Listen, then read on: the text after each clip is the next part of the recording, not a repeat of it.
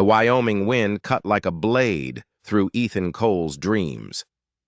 It was always the same dream, the one where he was 28 again, and the sun was pouring through the little church window, and Sarah was turning toward him in her wedding dress.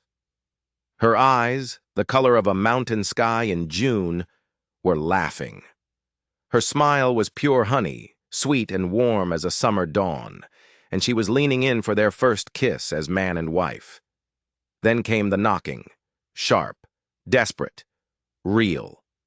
Ethan jolted awake, his heart hammering against his ribs like a caged bird. The dream shattered, leaving only the bitter cold of his empty cabin and that relentless pounding on his door. 6 years. 6 years he'd been waking up alone, with nothing but the ghost of that smile to keep him warm. He grabbed his wool coat from the peg, his hands clumsy with sleep and cold. He fumbled for the oil lamp, the flint striking twice before catching. He stumbled through the darkness, the floorboards groaning under his weight. The wind outside shrieked like a banshee. Who in God's name would be out in a storm like this, miles from Laramie? The door creaked open on its leather hinges. Golden light from his lamp spilled across the porch, onto the snow, and onto the woman standing there. And Ethan's world stopped turning. It was Sarah. Sarah's face, Sarah's eyes, Sarah's delicate hands clutching a small satchel to her chest, trembling in the freezing air. It was the face from his dream, the face he saw every time he closed his eyes. But Sarah had been in the ground for 6 years. He'd buried her himself. The lamp nearly slipped from his numb fingers. The flame sputtered, casting dancing, monstrous shadows across her features. Was he losing his mind? Had the loneliness of the Wyoming winter finally cracked him open and let the madness in? The word escaped his lips in a choked whisper, a prayer he hadn't spoken in years. Sarah? The woman on his porch swayed, her fine silk dress, what was left of it, hanging in tatters. Dark, ugly bruises marred the porcelain skin of her cheek. He remembered that skin. He remembered kissing it goodbye so many mornings ago. But those eyes, good Lord, those were Sarah's eyes, wide with a terror that stole his breath. I'm Anna, she whispered, her voice a ragged thread of sound. It carried the same musical lilt that Sarah's had, the same voice that used to sing him to sleep. I'm Sarah's twin sister. Twin sister.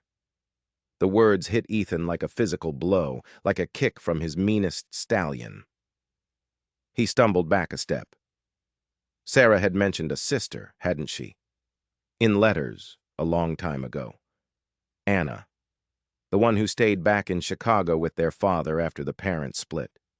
The sister Sarah had lost touch with, had grieved for like a death. But to see her now, standing on his porch like a resurrection of everything he'd lost, everything he'd buried under 6 long winters of snow and sorrow, it was too much. Sarah, she told me about you, Anna continued, her breath forming small white clouds in the frigid air. She wrote that you lived near Laramie, that you raised cattle, the people in town. They pointed me here. Ethan's mind was a whirlwind, struggling to catch up, to make sense of the ghost on his doorstep. Anna took a shaky step closer, into the light of his lamp, and he caught the scent of expensive French perfume mixed with something else. Fear. Raw, desperate fear. Please, she breathed. And now he could see the tears freezing on her long lashes. I have nowhere else to go. That's when he saw the rest of it. The split lip, crusted with dried blood. The dark, fingerprint-shaped bruises blooming around her throat like a necklace of pure violence. The way she flinched when he instinctively moved to steady her elbow. This wasn't just a woman lost in a storm. This was a woman running for her life. His voice was a low growl. Who did this to you? Anna's beautiful face, so achingly, impossibly like Sarah's, crumpled with a wave of relief, so profound it seemed to break her. My husband, she whispered, the name falling from her lips like poison. Marcus Kane. She looked up at him, her eyes pleading, searching his face for something, for some sign of the man Sarah had written about. "He's not a good man, Ethan," she said, her voice cracking. "And he's coming for me." The Wyoming wind howled through the pines, a low, mournful sound that promised a hard storm and a harder night. Ethan looked at this woman who wore his dead wife's face, at the shadows under her eyes, at the desperate hope flickering there like the last candle in a hurricane. He'd been raised to protect women. His father had beaten that lesson into him with belt leather and harsh words. His time as a Texas Ranger had reinforced it with blood and bullets. And Sarah, his Sarah, had made him promise on her deathbed. "Don't let the world make you hard, Ethan. Don't you dare." "Come inside," he said, his voice rougher than he intended. He stepped back, holding the door open. "Before you freeze to death." As Anna crossed his threshold, a shivering, broken specter of his past, Ethan couldn't shake the terrifying feeling that he was letting a hell of a lot more than just winter into his home. He was letting in a ghost, and he had a sinking feeling that ghosts always bring their troubles with them. 3 days passed before Anna could tell him the whole story. 3 days of the storm raging outside, trapping them together in the small, quiet space of the cabin. She sat by his fireplace, wrapped in Sarah's old quilt, the one with the blue cornflowers she'd stitched during their first winter together. Seeing it wrapped around Anna's shoulders sent a fresh stab of pain through Ethan's heart every time. The bruises on her face had begun to fade, deepening to ugly shades of purple and yellow, but as the color left her skin, a different kind of color seemed to return to her spirit. Her spine had straightened. There was steel in this woman, he realized, a strength that even brutal fists couldn't bend. "Marcus owns half of Chicago's freight lines," she said on the third night, her gaze fixed on the dancing flames. "Ships, trains, warehouses. He has more money than God, and twice the mean streak." Ethan poured her another cup of coffee from the pot on the hearth. He noted how her hands, though still trembling slightly, were steadier now than they had been. "How'd you end up married to a man like that?" A bitter, humorless laugh escaped her. "My father arranged it. He said I was getting too old, that I needed a husband to keep me in line." She looked at him then, and the ghost of Sarah in her eyes was so strong it made him want to look away. "Marcus seemed charming at first. He bought me flowers, jewelry. He whispered pretty promises in my ear. I was young and foolish enough to believe them." She slowly pushed up the sleeve of her borrowed wool shirt, revealing a constellation of old, faded scars along the pale skin of her forearm. Thin white lines, crescents from fingernails, the ghost of a burn mark. "He started small," she said, her voice flat, devoid of emotion. "A slap when the dinner was cold, a shove when I spoke my mind too freely in front of his business partners. Then it got worse. The locked doors, the servants who were paid to be his spies, watching my every move, the threats against anyone who even smiled at me." Ethan's jaw tightened until it ached. He'd seen this kind of cruelty before, in his ranger days. He recognized the patterns of a man who enjoyed breaking beautiful things. "What changed?" he asked, his voice low. "Why run now?" Anna's gaze dropped back to the fire. Her voice fell to barely a whisper. "He killed someone." The fire crackled and popped, the only sound in the sudden heavy silence. "A young maid," Anna continued, her words barely audible. "Her name was Mary. She tried to slip me a letter from an old friend from school. Marcus caught her." She took a shaky breath. "He made it look like an accident, a fall down the main staircase. But I saw him push her." She unconsciously touched the fading bruises on her throat. "When I confronted him, he nearly finished what he'd started with Mary." Ethan felt a cold rage settle deep in his gut. "That night," Anna said, pulling the quilt tighter around her shoulders, "I drugged his whiskey with laudanum. I took what money I could find, some of my jewelry. and I caught the first train west. I didn't even know where I was going. I just knew I had to run." She finally looked at him, tears welling in her eyes again. "Sarah's letters were the only thing that kept me sane all those years. She was the only family I had left who cared. She made this place, your life together, sound like paradise. A place with wide open spaces where a person could finally breathe free." Ethan studied her face, this impossible mirror of his wife's. He could see Sarah's features, the shape of her mouth, the curve of her cheek. But there was something fiercer underneath, something harder. Where Sarah had been gentle as spring rain, Anna carried the sharp, dangerous edge of a woman who had learned how to fight back just to survive. "He'll come looking for you," Ethan said. It wasn't a question. "Yes." Her voice was grim. "Marcus doesn't like losing his possessions." She met his gaze, and the vulnerability he saw there warred with the steel in her spine. "I can pay you for your trouble. I have some jewelry, a little money." "Keep it." Ethan cut her off, standing up. He moved to the small window, looking out at the vast, snow-covered darkness of his ranch stretching out toward the mountains.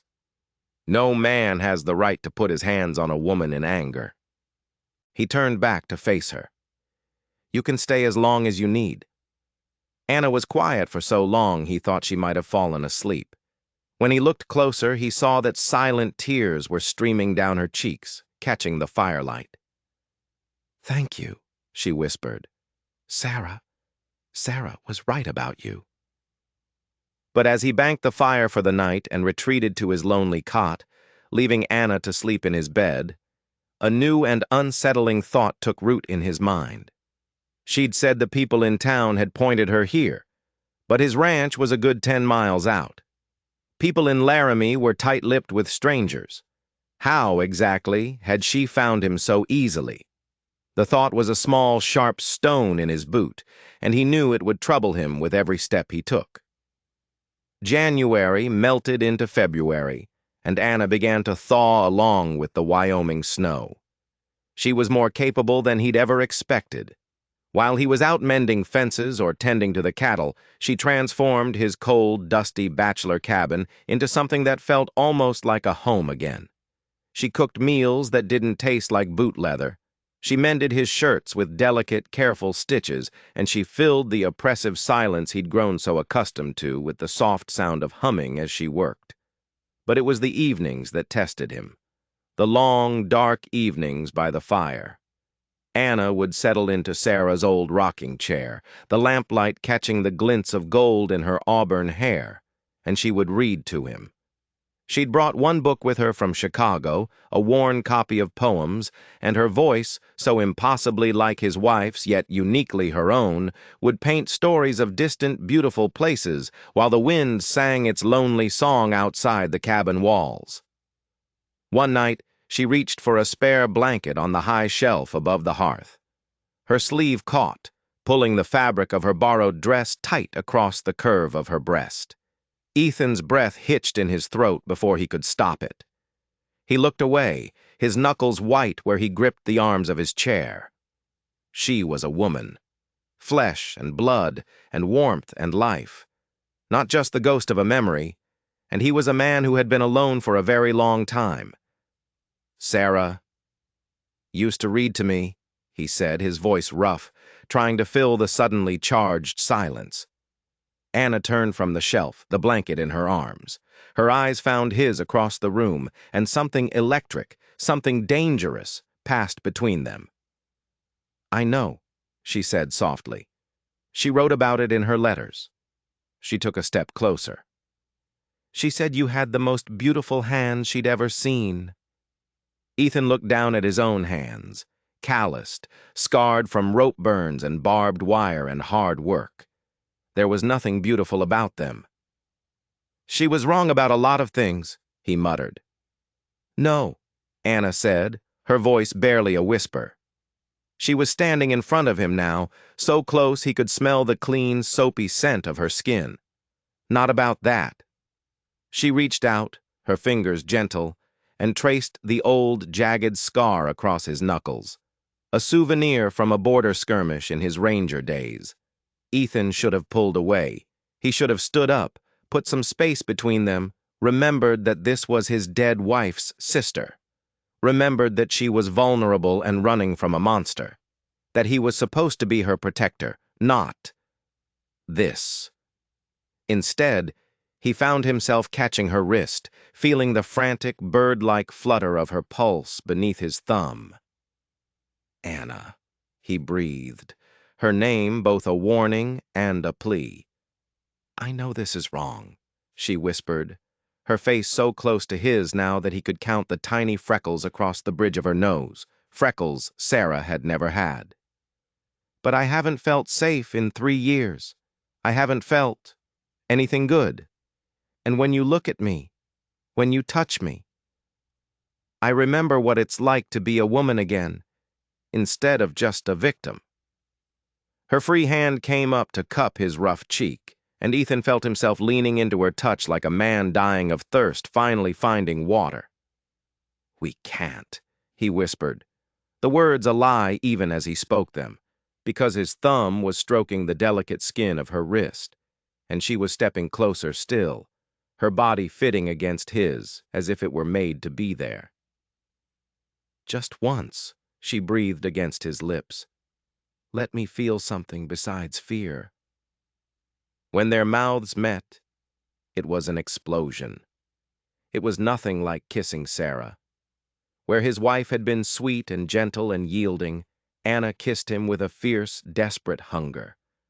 Her nails dug into the muscles of his shoulders, as if she were trying to anchor herself to this moment, to this feeling, to this man who made her remember she was alive. It was the kiss of a survivor, of a fighter, and it set him on fire. They made love on the bearskin rug in front of the fireplace, a tangle of limbs and desperate whispers. Her pale skin was golden in the flickering light as she moved with an abandon that both thrilled and terrified him. She was beautiful and broken, and so incredibly brave, and when she cried out his name in the darkness, Ethan felt something he thought had died with Sarah stir back to life in the hollow cavern of his chest. Afterward, as she lay curled against his side, her breathing evening out into sleep, he stared up at the rough-hewn beams of the ceiling and wondered what in the hell he had just done. He had betrayed his wife's memory. He had taken advantage of a frightened woman. He had broken every rule he had ever set for himself. As if in answer, the wind outside carried a new sound, a sound that made the hair on his arms stand on end. It was the distant, unmistakable sound of approaching horses. And he knew, with a certainty that chilled him to the bone, that Marcus Kane had found them. But as he reached for his Winchester rifle, his eyes fell on Anna's discarded satchel near the door. It had fallen over in their haste, spilling some of its contents onto the floor. Among them was a small, leather-bound book, her diary, he assumed. But tucked inside the front cover was something else. A folded, yellowed piece of paper, a wanted poster. His blood ran cold. He picked it up. The drawing was crude, but the resemblance was undeniable. It was Anna's face, Sarah's face. But the name printed in stark black letters at the bottom was not Anna Kane. It was Annabelle Dubois, wanted for armed robbery. The man who rode into Laramie wasn't what Ethan expected. He wasn't a monster with horns and a pitchfork. Marcus Kane was handsome, silver-haired, and impeccably dressed, even after a long journey from Chicago. He moved with the easy confidence of a man who owned the world, and his smile was as warm and comforting as fresh-baked bread, and twice as false. Within an hour of his arrival at the Frontier Hotel, he had half the town eating out of the palm of his hand. He bought a round of drinks for everyone in the saloon, his voice a smooth, cultured baritone as he spun his tragic tale. My poor wife, he explained to Sheriff Williams, his face a mask of manufactured concern. The grief from her father's recent death. It seems to have affected her mind. She's been having delusions, violent episodes. He shook his head sadly, a picture of worried devotion. Our family doctor believes she may be a danger to herself or to others. He produced a sheaf of official-looking documents from a leather briefcase, medical reports signed by prominent Chicago physicians, commitment papers stamped and sealed, even a court order granting him full custody of his mentally unstable spouse. They were all forgeries, of course, but brilliant ones. Marcus Kane had learned long ago that enough money, combined with the right connections, could make any lie look exactly like the truth. Sheriff Williams, a man whose moral compass spun like a weather vane in a hurricane, nodded sympathetically. His eyes, however, never left the thick roll of bills Kane had discreetly slid across the table.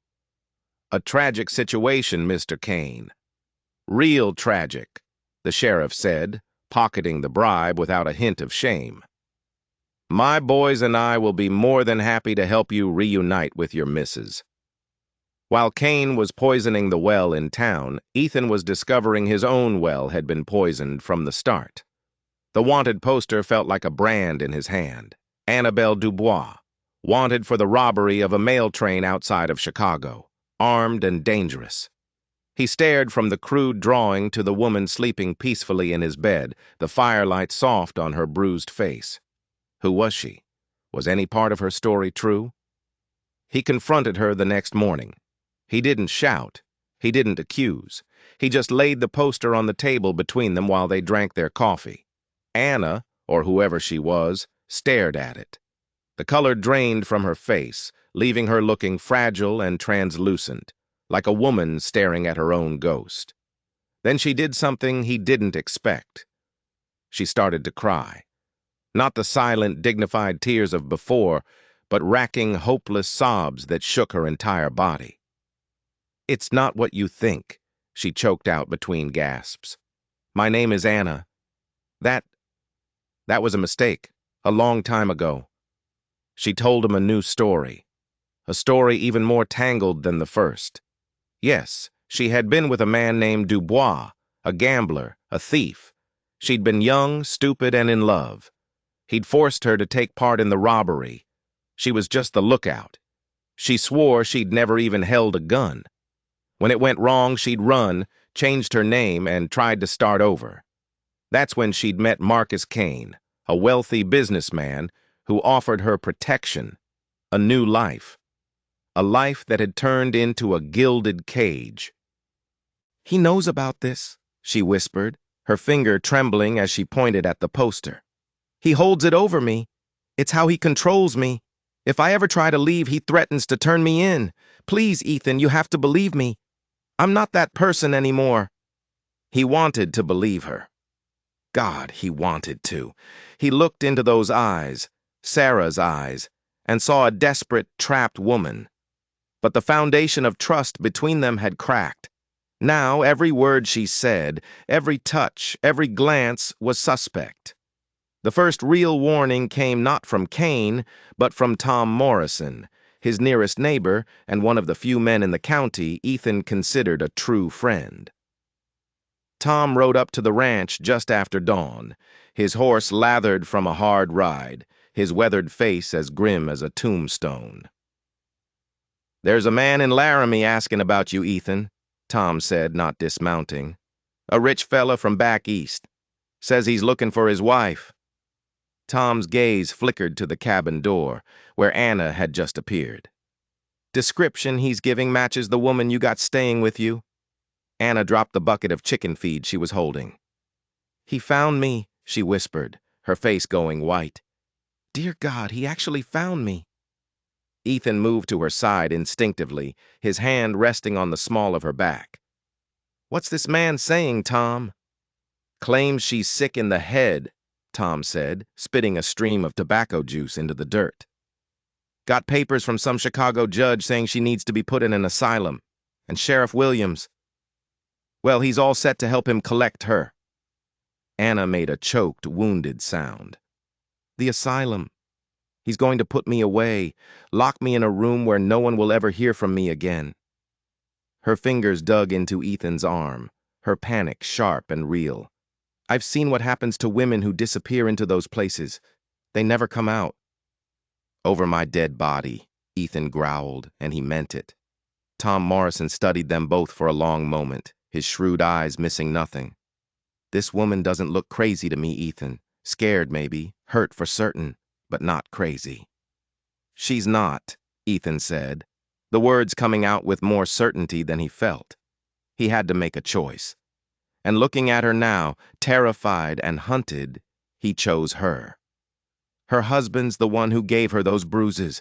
She ran to escape him. Tom sighed, shaking his head. "Then you got yourself a real problem, friend. Kane's got half the town convinced he's St. Peter himself, come down to rescue his poor, deluded wife. And Williams would sell his own mother for the price of a good horse." Anna stepped forward, away from Ethan's protection, her chin lifted with a sudden, fierce determination that transformed her face. "Then we fight," she said, her voice clear and strong. "I will not go back to that man. I would rather die right here, on this ground, a free woman." Looking at her, bruised but unbroken, afraid but defiant, Ethan made his choice. Whatever lies she had told, whatever secrets she was keeping, the danger in front of them was real. And Marcus Kane was the enemy. But as Tom rode away, Ethan noticed something half buried in the mud near the chicken coop, where Anna had dropped the bucket. It was a small silver locket. He picked it up. It was old and tarnished. He pried it open. Inside were two tiny, faded portraits. One was of a young Anna, or at least the woman he knew as Anna. The other was of Sarah, his Sarah. But they weren't identical. They were close, breathtakingly so. But the woman in the locket with Sarah had a slightly different jawline, a different shape to her eyes. They were sisters, yes, but they were not twins. The woman sleeping in his bed was not Sarah's twin. The entire story she had told him, from the very first words on his porch, was a lie. They came at midday. The sun hung directly overhead like an unblinking, accusatory eye. Ethan had known they were coming. He'd spent the morning preparing. The cattle were moved to the far pasture. His Winchester was loaded, and he'd placed his spare Colt and a box of ammunition on the kitchen table, showing Anna how to use it. She didn't need the lesson. He saw it in the way she handled the weapon, with a familiarity that chilled him. She'd lied about never holding a gun, too. "Stay in the root cellar until it's over," he'd told her, his voice flat. He couldn't bring himself to look at her, not after finding the locket. The lie was a chasm between them now, wider and deeper than any Wyoming canyon. She had caught his face between her palms, forcing him to meet her gaze. Her eyes were fierce, desperate. "Whatever you're thinking, Ethan, it's not the whole story. Just survive this. Please, come back to me." He had pulled away from her touch. Now he stood on his front porch, the Winchester resting in the crook of his arm, and watched the dust cloud of their approach. Kane rode at the front, looking like a king surveying his domain. Sheriff Williams was beside him, looking uncomfortable, and behind them were 4 hired guns, hard-faced men who looked like they'd kill you for a nickel and enjoy doing it. "Ethan Cole!" Kane called out, his voice smooth and reasonable. He reined in his horse about 50 yards out. "I believe you have something that belongs to me." "I don't see it that way," Ethan called back, his hand moving to rest on his gun belt, loose and ready. The old instincts from his ranger days were singing in his blood. Calculate the distances, watch their hands, identify the biggest threat first. Kane's practiced smile never wavered. "My wife is a very sick woman, Mr. Cole. Surely you understand. She requires proper medical care, not playing house with some lonely, grieving rancher." The last words were a deliberate, calculated insult. "Funny thing about sick women," Ethan replied, his voice carrying clearly in the cold, still air. "They don't usually have to run 1,000 miles to get away from their medicine." The sheriff shifted in his saddle, his face turning red. Now, see here, Cole. We have legal papers. This is official business. I've seen Kane's kind of legal before, Williams, Ethan said, his eyes never leaving the hired guns. He cataloged their weapons, their positions, the nervous way the youngest one kept flexing his fingers near his holster. Back when I wore a badge, we had a word for men who beat their wives. We called them cowards. For a split second, Kane's mask of civility slipped, revealing the cold, vicious predator beneath. You are harboring a fugitive, Mr. Cole, a thief and a lunatic. I could have you arrested. You could try, Ethan said, stepping down from the porch, his boots crunching in the dirt. But here's what's really going to happen. You and your hired trash are going to turn your horses around and ride right back to Chicago, and you're going to forget you ever heard the name Anna Kane. Or what? Kane sneered, his pretense of civility gone completely. Or I'll put you in the ground right next to the last man who thought he could buy whatever he wanted in this county. The silence stretched, taut as a bowstring. The world seemed to hold its breath. One of Kane's men, a lean man with prison tattoos crawling up his neck, decided to test him. His hand twitched, dropping toward his gun. He never cleared the leather. The Winchester roared in Ethan's hands, the sound echoing off the mountains like a crack of thunder. The bullet kicked up a puff of dust right between the gunman's horse's hooves. The animal screamed and reared, unseating its rider, who landed hard in the dirt. Next one goes center mass, Ethan said calmly, working the rifle's lever action, chambering another round. The metallic shuck-click was the deadliest sound in the world. Your choice. Kane's face was white with fury. You're making a grave mistake, Cole. I have resources you can't even imagine. And I have a rifle and a righteous cause, Ethan replied, his smile all teeth and no warmth. Funny how that tends to even the odds. The standoff was a perfect, deadly tableau. Kane, his face a thundercloud of rage. The sheriff, wishing he were anywhere else. The hired guns, suddenly realizing this wasn't the easy job they'd been paid for. And then the cabin door creaked open. Anna stepped out onto the porch. She was holding Ethan's spare Colt, .45, and she held it with the steady two-handed grip of someone who knew exactly what they were doing. There was no fear in her eyes now, only cold, hard murder. "Hello, Marcus," she said, her voice ringing out, clear and sweet as a church bell. "Miss me?" Marcus Kane stared at the woman on the porch, as if he were seeing a ghost. And for the first time since his arrival, his legendary composure finally, completely, cracked. "Lily," he breathed, the name a venomous hiss. "You stupid little—" The name hung in the air, confirming Ethan's deepest fears. Lily, not Anna. "That's not my name anymore," she said, the pistol never wavering. She looked past Kane, her eyes locking onto the sheriff. "Sheriff Williams, my husband is a liar and a murderer, and I have the proof." Kane laughed, a harsh, ugly sound.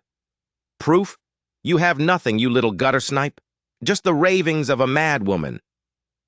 "Do I?" she said, her smile as sharp as broken glass. From the pocket of her dress, she pulled a small, leather-bound book, the diary he had seen before. "I kept records, Marcus. Every beating, every threat, every illegal shipment you smuggled on your freight lines, the names of the politicians you bribed, the date, time, and location of when you pushed poor Mary down the stairs." She held it up. "It's all in here, a detailed ledger of your entire filthy empire." Sheriff Williams was now looking extremely uncomfortable. This had gone far beyond helping a rich man retrieve his crazy wife. This was smelling like federal crimes, and he wanted no part of it. "Now let's everybody just stay calm," he started, but it was too late. "You should have died in that fire with the rest of your thieving family, Lily," Kane roared, his face contorted with pure hatred. He finally dropped all pretense. He pulled his own pistol from beneath his fine coat. And all hell broke loose. The world exploded in a cacophony of gunfire and shouting. Ethan dropped to one knee, firing the Winchester, taking cover behind a water trough. One of Kane's men screamed and clutched his shoulder. Lily fired from the porch, her shots precise and controlled, forcing the other men to scatter for cover. It was chaos. Horses whinnied and reared. Gunsmoke filled the air, thick and acrid. Sheriff Williams and his one deputy, clearly out of their depth, were firing wildly into the air and shouting for everyone to cease fire, but no one was listening. Ethan saw the youngest gunman, the nervous one, take aim at Lily on the porch. Ethan swung the Winchester, fired, and the man crumpled without a sound. He felt nothing. It was just a problem to be solved. But in that split second of distraction, he didn't see the tattooed man, the one he'd shot first, get back to his feet. The man wasn't aiming at Ethan. He was aiming at Kane. "You ain't paying me enough for this, boss," he yelled and fired. Marcus Kane grunted, a look of pure shock on his face, and staggered back. A dark red stain blossomed on the front of his expensive white shirt. And that's when the third party arrived. A lone rider crested the nearby hill, moving at a full gallop. He was dressed in a simple duster, but he rode with an authority that commanded attention even in the middle of a gunfight. He held a rifle in one hand, and as he got closer, Ethan could see the glint of a badge on his chest. Not a local sheriff's star. Something else. A Pinkerton badge. The detective, for that's what he must have been, fired 2 shots into the air from his rifle. The sound was like the crack of doom. "Pinkerton National Detective Agency! Drop your weapons! All of you!" The sudden arrival of a new, unknown threat brought the battle to a screeching halt. The remaining hired guns, seeing their employer wounded and a federal agent on the scene, threw down their weapons instantly. Sheriff Williams looked relieved. The Pinkerton, a grim-faced man with cold, intelligent eyes, dismounted and strode into the yard, his rifle held at the ready. His eyes swept the scene, taking in every detail. He glanced at Kane, who was clutching his chest and bleeding heavily, then at Ethan, and finally his gaze settled on the woman on the porch. He didn't look at her with surprise. He looked at her with recognition. "Annabelle Dubois," the Pinkerton said, his voice flat. "Also known as Lily. It's been a long time." Lily, he had to start thinking of her as Lily, lowered her pistol, her face pale but her expression defiant. "Davies," she said, her voice tight, "you're a long way from Chicago." "Marcus Kane has a long reach," the detective Davies replied. "We've been hunting him for 2 years, ever since the St. Louis train job." He looked from Lily to the ledger still clutched in her hand. "Looks like you finally got what we've been after all this time." Ethan slowly stood up, the Winchester still in his hands, his mind reeling. Train job? Annabelle Dubois? He looked at the woman on his porch, this stranger who wore the face of an angel and fought like a demon, and realized he didn't know the first thing about her. But the biggest shock was yet to come. Davies walked over to Marcus Kane, who was now slumped against his horse's flank, breathing in ragged gasps.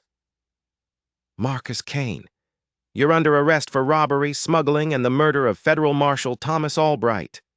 Murder of a marshal? Ethan's blood ran cold. This was so much bigger than he could have ever imagined. Kane just laughed, a wet, gurgling sound. He looked up, not at the detective, but at Ethan.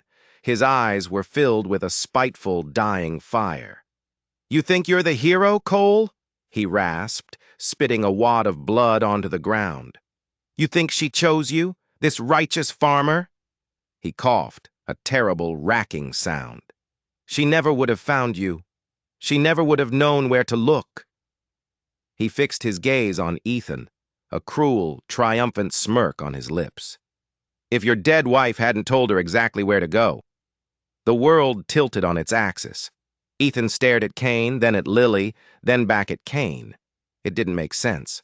Sarah, his quiet, gentle Sarah, was involved in this? "He's lying," Ethan said, but the words had no conviction. Am I? Kane coughed again, a spray of red misting the air. Ask her. Ask her about the letters, the ones they wrote back and forth for a year, planning all of this. He let out another pained laugh. Your precious Sarah. She wasn't the saint you thought she was, Farmer. She had more larceny in her heart than any woman I've ever known. Ethan turned his gaze to Lily. Her face was a mask of grief and exhaustion. She wouldn't meet his eyes. And in her silence, he found the horrifying, earth-shattering truth. Sarah had known. Sarah had sent this woman to his door. His wife, the woman he had loved and mourned for 6 years, had been a part of this from the very beginning.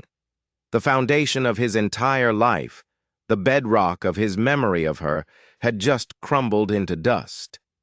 In the stunned silence that followed Kane's revelation, Detective Davies moved with grim efficiency. He disarmed the remaining thugs and barked orders at a terrified Sheriff Williams to put them in irons. An ambulance wagon was sent for from town to collect the wounded and the dead. Marcus Kane, bleeding out from the gut-shot wound, was laid on the ground. He was still conscious, his malevolent eyes following Ethan's every move. Ethan felt like a sleepwalker. He moved across the yard, his legs feeling disconnected from his body, and stopped in front of Lily. She finally looked up at him, her face streaked with dirt and gunpowder, her eyes filled with a world of pain and regret. Sarah's eyes. Tell me, he said, his voice a dead monotone. Tell me everything. The truth this time. And so she did. Standing on the porch of his cabin, with the smell of blood and gun smoke still hanging in the air, Lily told him the real story. Her name was Lily. She and her sister Annabelle had grown up in the same Chicago orphanage as Sarah and her twin Anna. They weren't blood relatives, but they were closer than sisters, a small, fierce family of 4 forged in the crucible of poverty and neglect. When Sarah's mother finally came back for her and Anna, taking them west, the separation had broken all their hearts. Years passed. Sarah married him. Anna, left behind with their cruel father, was married off to the wealthy and powerful Marcus Kane. Lily and Annabelle fell into a life of petty crime just to survive.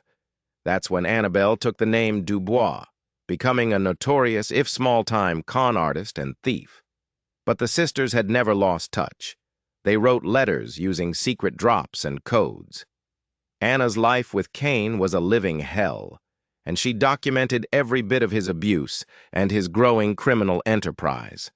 She wanted out, but he had her trapped, so the 4 of them hatched a plan, a desperate, dangerous plan. Kane kept a ledger, Lily explained, her voice barely a whisper, the key to his entire operation. He kept it in a safe at one of his warehouses. We knew if we could get that book, we could destroy him. Annabelle, the woman from the wanted poster, and Sarah came up with the idea for the robbery. It wasn't a mail train. It was Kane's own payroll train. Annabelle would stage a robbery to create a diversion, while Sarah, who had briefly worked for Kane as a secretary before coming to Wyoming, would use her knowledge of the company to sneak into the warehouse during the chaos and steal the ledger.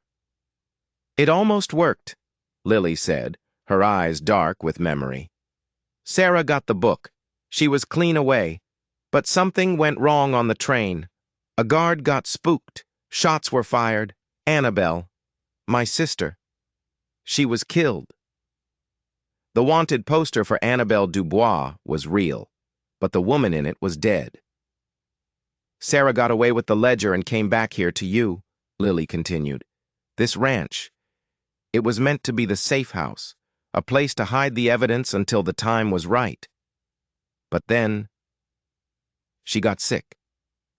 The fever had taken Sarah swiftly, before she could finish what she started. Before she died, she wrote one last letter to Anna telling her everything, telling her the ledger was hidden here, safe, and telling her that Ethan was a good man, a man who could be trusted, a man who would help. But the letter was intercepted by Kane. He learned about the ledger, about the plan, about Ethan. He flew into a rage, and in that rage, he killed Anna. "I was there," Lily whispered, tears finally tracing paths through the grime on her cheeks. "I was Anna's lady's maid. I saw him do it. I grabbed the ledger she kept, the diary of his abuse, and I ran. It was the only proof I had of what he did to her. I knew the other ledger, the big one, was my only chance at real justice. My only hope was to follow Sarah's path, to come here, to you." She took a shaky breath. "I lied, Ethan. I lied about everything. I pretended to be Anna because I thought it was the only way you'd help me. If you thought I was family, I used your grief. I used your love for her. And I am so, so sorry." It was too much. His entire marriage, his memory of the woman he loved, was a lie. She wasn't just a rancher's wife. She was a conspirator, a thief. She had married him and made a life with him, all while harboring a secret that could have gotten them both killed.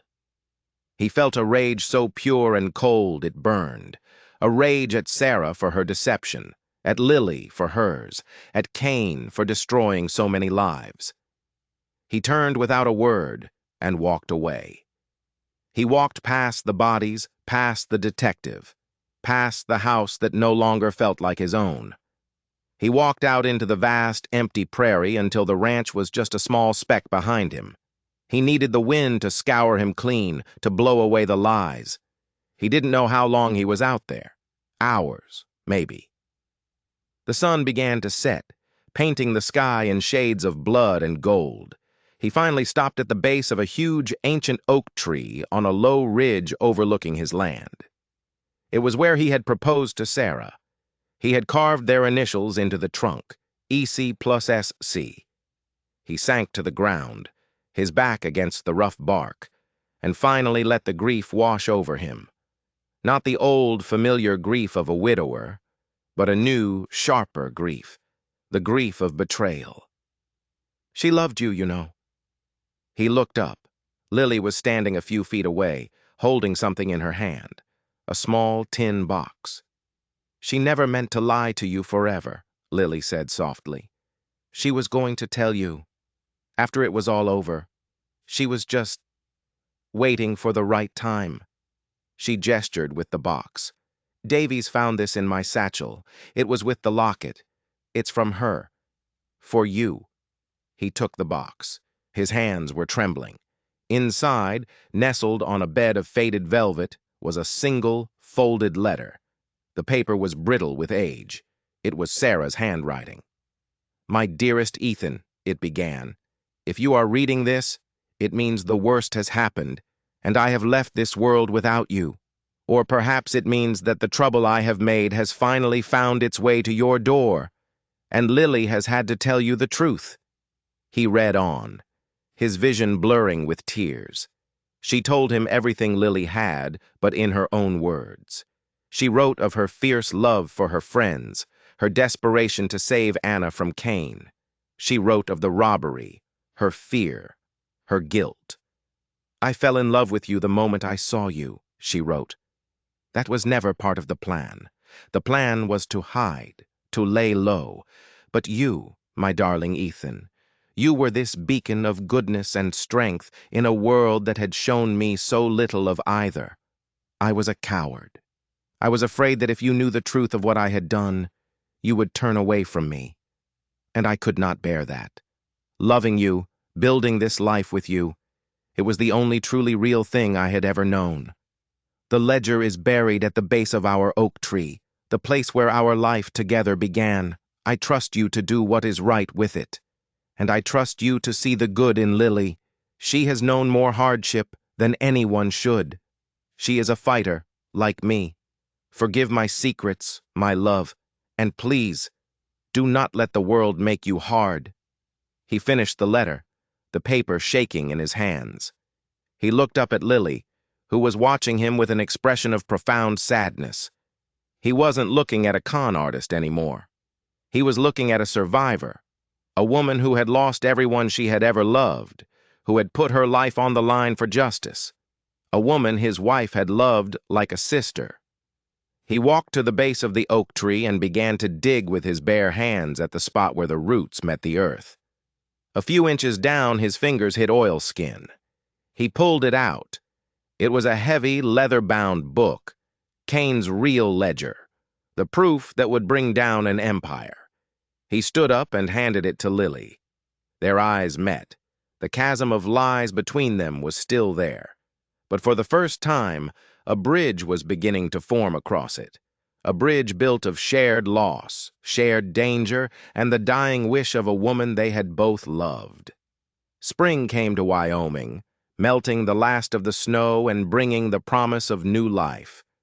Marcus Kane's empire had crumbled.